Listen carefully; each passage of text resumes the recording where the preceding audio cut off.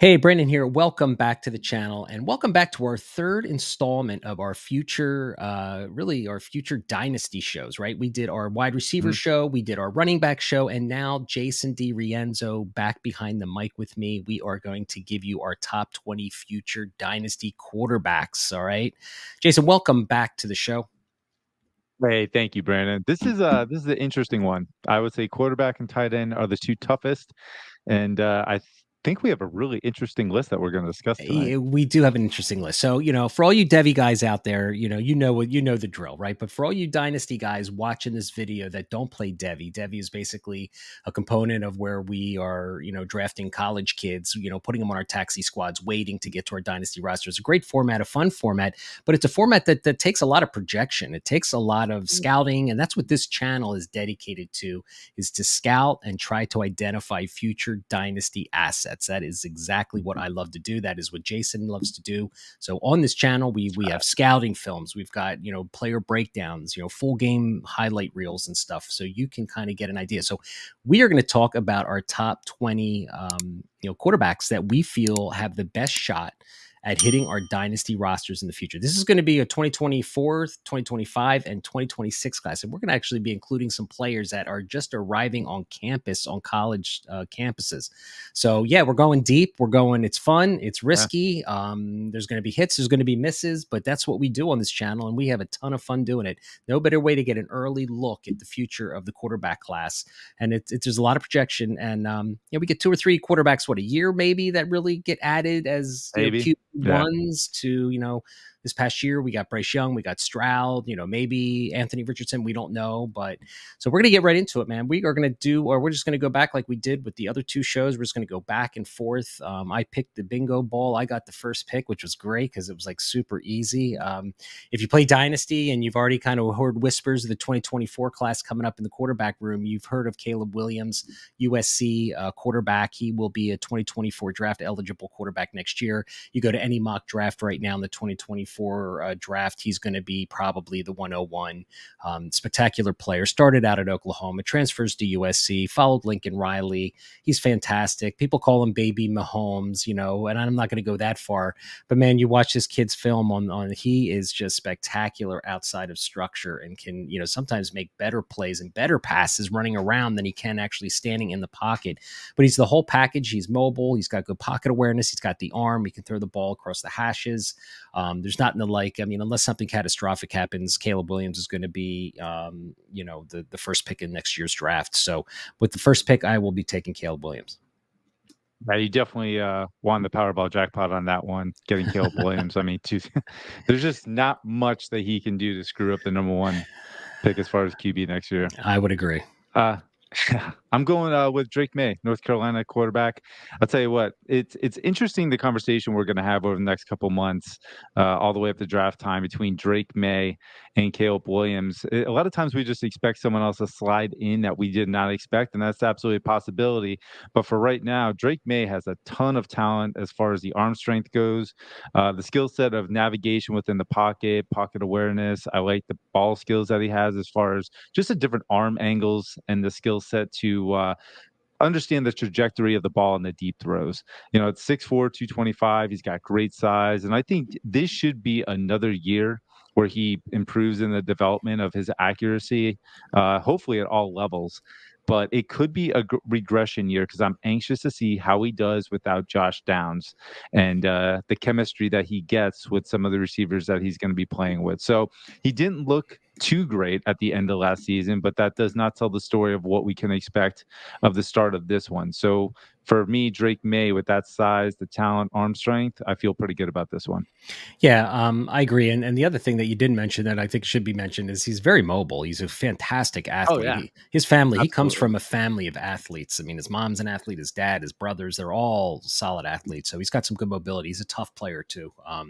But yeah, Yeah. I mean, it should be the Williams in May, and then there's going to be a huge drop off everyone in next year's 2024 draft. I don't care who Mhm. emerges and stuff like that, but it's these 2, and then I think there's a big teardrop. So those are our tier one. We have like kind of 3 tiers on this show. That's the tier one that we're going to do. I mean, Williams and May right now have the best projection to hit our dynasty rosters.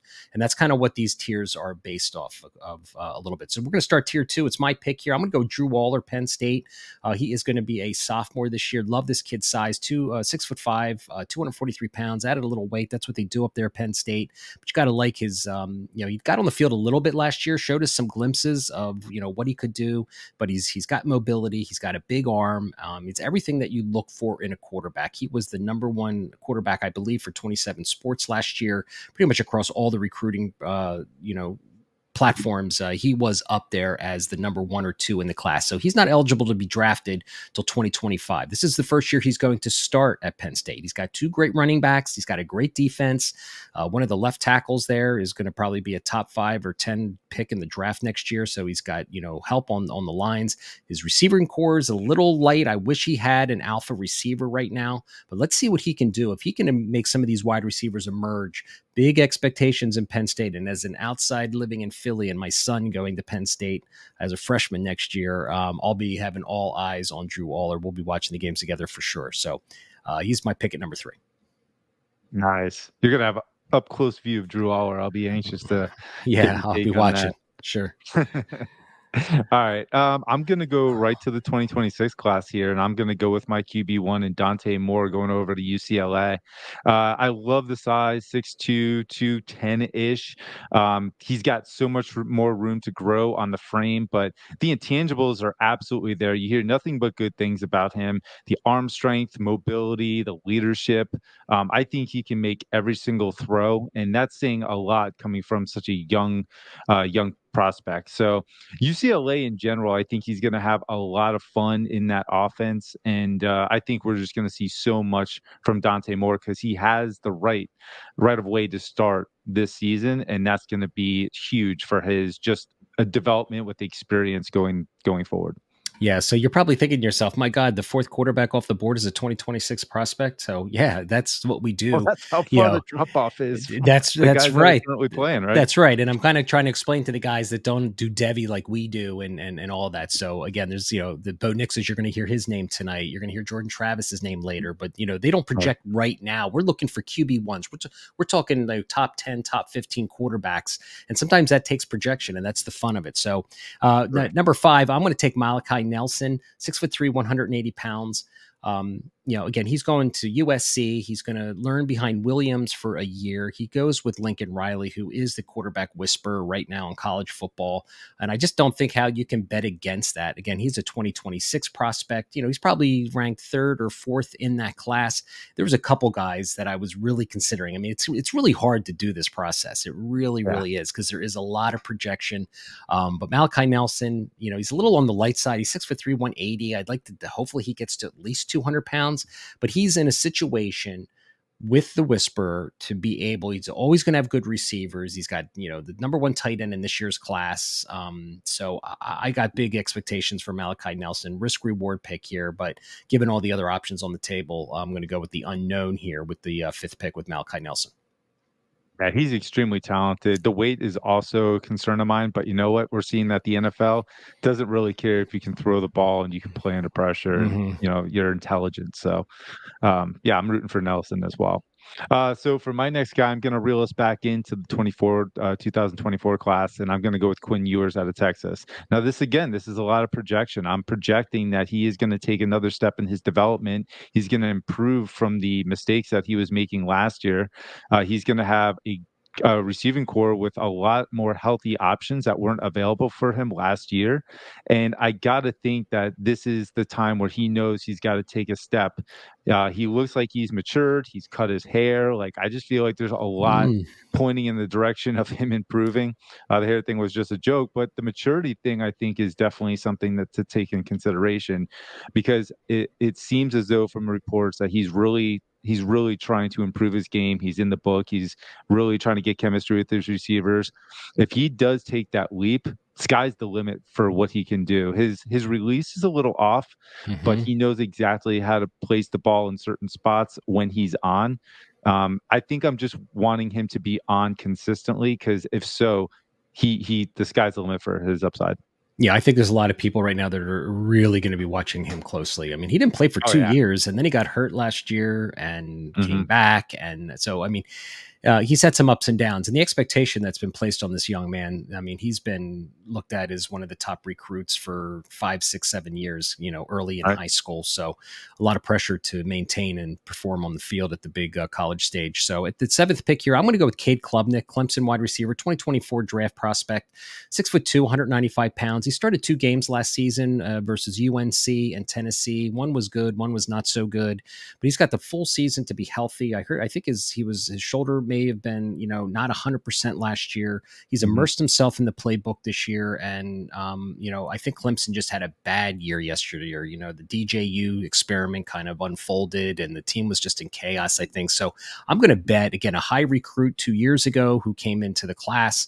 I think that, sky's the limit for him in a good program. So I'm going to kind of roll here with him and see if he can't, follow in the footsteps of Lawrence. Well, I'm a fan of Klubnik. I'm rooting for him for sure. I am going to go with my next guy, the guy who's going to be filling in for Quinn Ewers once Ewers goes off to the NFL, and that's going to be Arch Manning. There's a lot of people out there that have kind of fallen off of the hype that Manning had maybe, let's say, a year ago.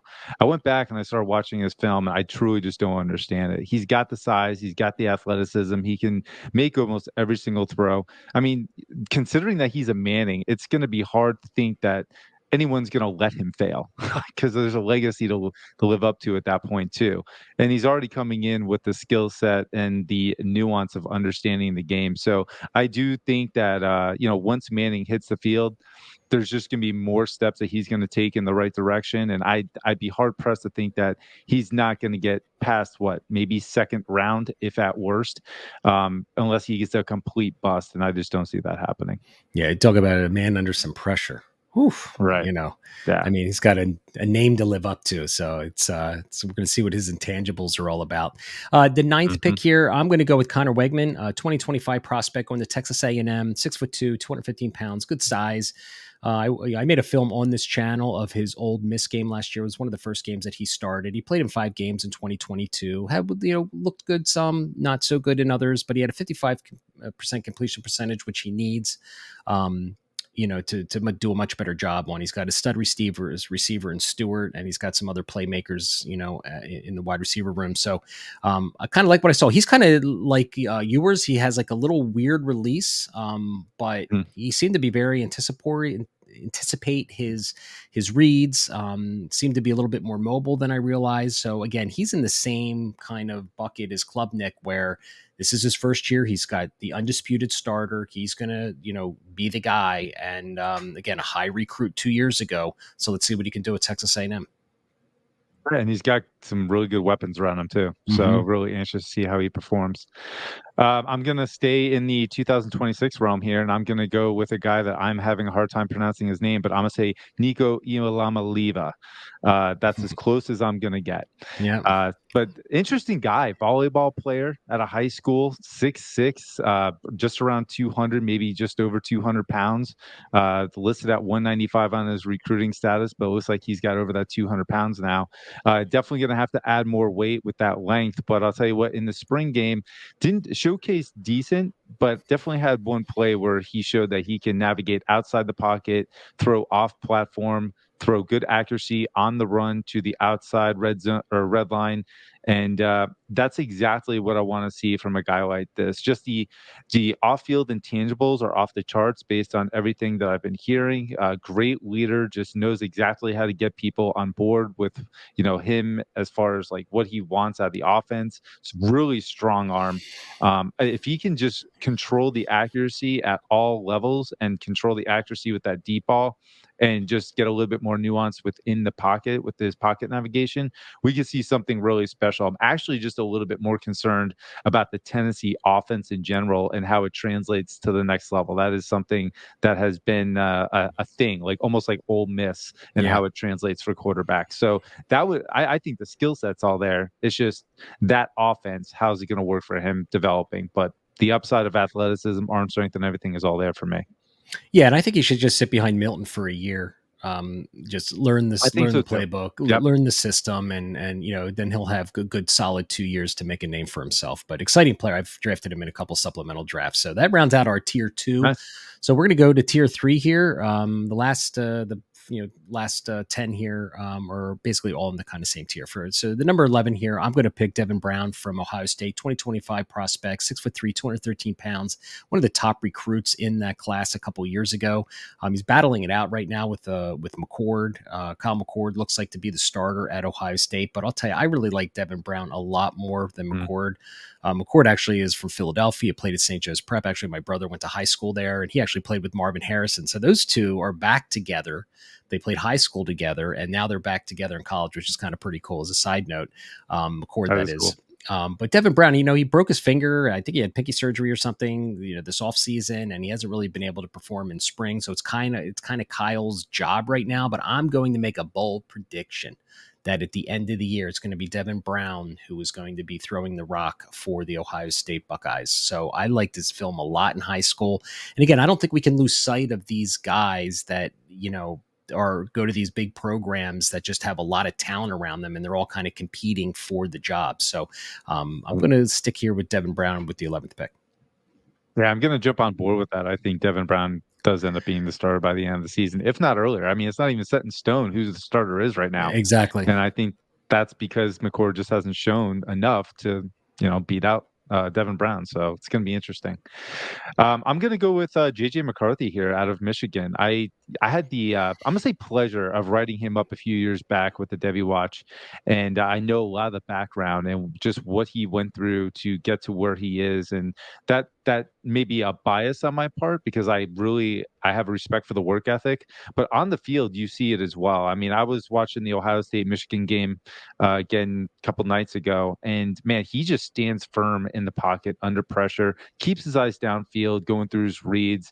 I like the competitiveness. I think he can make all the throws, except that deep ball is still a concern for me. I saw some under throws, when he got Mm-hmm. past that 30, 40-yard line. Right. But at the same time, if I think about it, how many times are we going, verticals in the NFL? Not too often, but it's definitely going to be something that's going to hinder him.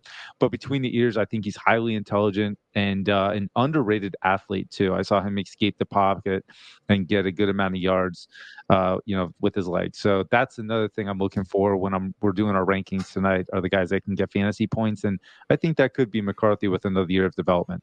Yeah, he's got some definite mobility to him. So I mean, Yeah. he's not a statue back there at all in the No, not at all. in No. the pocket.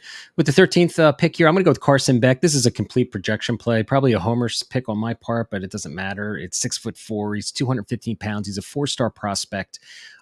He's coming into his junior season, so he played for Georgia. He's sat for 2 years playing behind Bennett. This is his time to shine. It sounds like he's going to be the guy this year, but he is in a great spot to succeed. I mean, Georgia is going to have a great defense. They're going to have a great running game. They're going to have a great offensive line. They're going to have some good receivers. They've got the best tight end in all of college football. So I think he's got an awesome, and I watched an interview online with him, and he said he wasn't ready his freshman year. He was really kind of ready last year, but he is all on board this year. Knows the playbook like the back of his hands. A lot of projection in this pick because we haven't even seen him play at all. But given, I love his size, and I don't know what kind of mobility he has, so that'll be what I'm watching in this upcoming Mhm. season. I want to see what kind of mobility he has. Can he add anything to that run game that we love as dynasty managers and our quarterbacks? But I'm going with Carson Beck here, number 13. I love it. I absolutely love it. I think he's going to be a big riser come next season. With my next pick, I'm going back to the 2026 class, and I'm going to go with Oklahoma quarterback Jackson Arnold. Like it. I think there's a lot to like here too. We talk about like the top 3 or 4. I think he is deserving to be in that top as well. With the Connor Wakeman area, Yeah. just a really underrated athlete. Can make all the throws, big arm. And when I say make all the throws, it's what I've saw within the huddle film because that's all I have to go off of. Mm-hmm. But to me, it's just good to see that he has the velocity to throw the ball on an out route and not have it go above like that 10-foot range. Like Right. keep the ball low and strong. That tells me he's got a pretty strong arm, and I saw that in his film. So I think Jackson Arnold with 1 year at Oklahoma, sitting, learning, man, we could see a lot of upside from a kid like this, and just pop onto the radar, especially in Devy, where he could definitely earn fantasy points as a thrower and a runner. Yeah, I like it. I got him in a couple supplemental drafts. Nice. So I'm pretty excited. I got some shares. With the 15th pick here, I'm going to go with a guy who's gotten some recent buzz, 2024 prospect Riley Leonard from Duke, 6'4", 209 pounds, 64% completion percentage. I watched like 3 or 4 of his games this past week, getting ready for the show. The one knock on, I think, in reading scouting reports and watching him is like he does have some mechanical flaws, but he's got a big arm. But I think what the NFL is going to love more than anything is he led his team in rushing with 700 yards and 13 touchdowns last year. So not only does he have a That's big huge. arm, he's got the big size, 6'4", 209. But man, this guy's got some wheels. He lowers his pads. I mean, he initiates contact. Not that that's what we want our quarterbacks doing, but it just tells you what kind of demeanor that he has. There's some interviews on YouTube. If you go and search, he's very intelligent. The playbook is all on his shoulders. He's audibilizing, coming really from an NFL type offense there in Duke, from at least what he was explaining of all the responsibilities. And he seems super, super intelligent. So I don't know. He's a riser right now. You go into some mock drafts, you're going to see guys, putting him at the end of the first round. So big season coming up for Riley Leonard at Duke. He will be a 2024 prospect. May stay and not be until 2025. But keep your eye on Riley Leonard from Duke this year. I need to watch more of his film, so I'm glad we're talking about him tonight. That's a reminder on my part. Mm-hmm. This next guy is purely really a fantasy projection as far as point wise, and I could see the development with the new coaching staff, but that's KJ Jefferson out of Arkansas. I mean, we're talking Joe Milton, who's getting buzz like as far as like a top recruit next year's draft. Like, I just don't understand that from a guy who's going to be like 25, 26 years old and only thrown like 2,000 yards in the last like 5 or 6 seasons in college. Yeah. I just don't get that at all. But KJ Jefferson, 6'3" in the 240s, athletic, dual threat quarterback with a big arm. Yeah, I mean, why are we talking more about a guy that, could see much more development, considering the new coaching staff is going to have him play in more of a pro style offense and taking snaps under center this season? I think that is the combination of what we've seen from him over the last 4 years and then this year in a pro style offense to get a really good read on who he can be. And if he has that size, that arm strength and athleticism to go with it, man, there's a ton of upside here that I wouldn't mind taking advantage of with a guy like this. He needs to shore up some accuracy things, but we could say that for a lot of QBs we talk about tonight. So pretty interested in KJ Jefferson. Yeah, I like it. Again, just another guy who's, in the field, who's could possibly be a big riser this year. So with the 17th pick, I'm going back to Ohio State. I'm going with Kyle McCord. I like Devin Brown better. 6'3", 215 pounds. But if he is the starter and he produces with those receivers, there's a history at Ohio State putting quarterbacks in the NFL. So, this late in the game with all the other options out there, I'm just going to go with the unknown with Kyle McCord. Like this high school film, again, the spring game, he showed some touch on his passes, but he's got all the opportunity to really make a name for himself. So either Brown or McCord is going to come out smiling out of this quarterback room at Ohio State. So I'm going to go with McCord here, 17th pick. Nice. Yeah, McCord's a tough one for me because he is that statue type, and I'm not sure how it's going to translate, but definitely skilled. So we'll see how it works out. With my next pick, this is actually a tough one for me, but I'll tell you what, I was really impressed with his season at Washington last year, and that's Michael Penix Jr. The biggest issue for me is he's going into his 6th year of college. He's probably going to be in that 25, 26 age range, so he better get that high capital and start, because the last thing you want is an older developmental prospect on your roster. But I'll tell you what, he looked great. 31 touchdowns, 8 interceptions last year. Even his time at Indiana flashed some sparks of goodness that got the scouts' attention even before he went over to Washington. So definitely some upside here. He can move around the pocket, but he has got to stay healthy. So injury is definitely a concern. Yeah. But I can understand the intrigue with another year under his belt if he elevates the players around him, which we saw happen in helping McMillan and Odunze kind of take their games to a next level. And for that, I respect, and I would like to see Penix do well. Yeah, another southpaw in the NFL, maybe. Yeah. Another lefty, right? So with my last Yeah. pick, number 19, I'm going to go with Bo Nix, 2024 draft prospect. He's getting some buzz right now, 6'2", 213 pounds. Went to Auburn, played for 2 years, had an enormous amount of pressure starting as a freshman. I think he was the SEC Freshman of the Year. Just didn't work out for Auburn. He transfers to Oregon and has just a tremendous year last year. Kind of put his name back on the map. So he's down in this list because I've got those first 2 years of memories of Bo Nix and the boneheaded bad plays and standing in the pocket too long and forcing throws. But he really settled down in Oregon last year, and he really could have a really nice season. I think if there's one player who could maybe come up and, not, I don't think, get ahead of May or Williams in the draft. I think Bo Nix, if he comes out and has a good year, keeps the ball safe, doesn't turn the ball over, shows his ability. He needs a better touch on his vertical passes. I mean, we did a Troy Franklin film and, cutting that film up. I mean, he was really off target on his vertical plays. But man, he's got moxie. He's tough. He can roll around, or he can move around the pocket, and he can run and stuff. So I like Bo Nix. I mean, we'll see what happens this year at Oregon. Yeah, who would have thought we'd be talking about Bo Nix again? Right. But it's deserved. I mean, he definitely took his game to another level at Oregon, and it's amazing what a change of scenery can do. So good for him. Actually, I'm going to go with Jordan Travis here out of FSU, and it's very similar.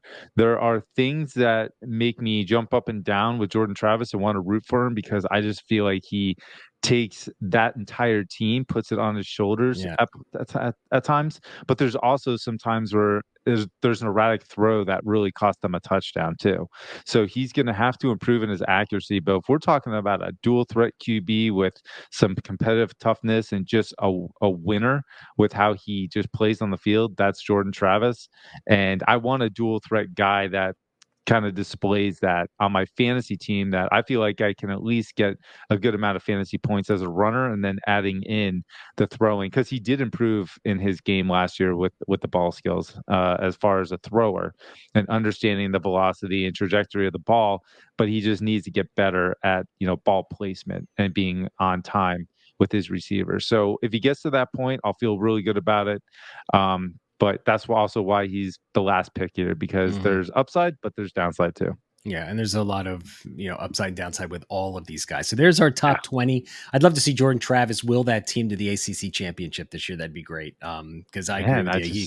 He's a baller. Clemson's the only one I could think that would stop him. Yeah, probably. So maybe North Carolina. We'll have to see. But there you guys got it. There is our top 20 future dynasty quarterbacks. A lot of projection. It's going to be interesting. Probably out of these 20, we'd probably miss some on the list, but we're probably only 9 or 10 of these guys over the next 3 years are actually going to make it to our dynasty rosters. So it is a very tough position to scout. It's a very tough position to hit, especially early on with a lot of the projections that we have for the 2026 players. But that's the game we love, man. That's the Devy game. That's what the show's all about. So thanks for watching, everyone. Hit that subscribe button. We have all sorts of great scouting films on this channel. Again, a great way to get a leg up on your competition of taking a sneak peek at future dynasty assets. So thanks for watching.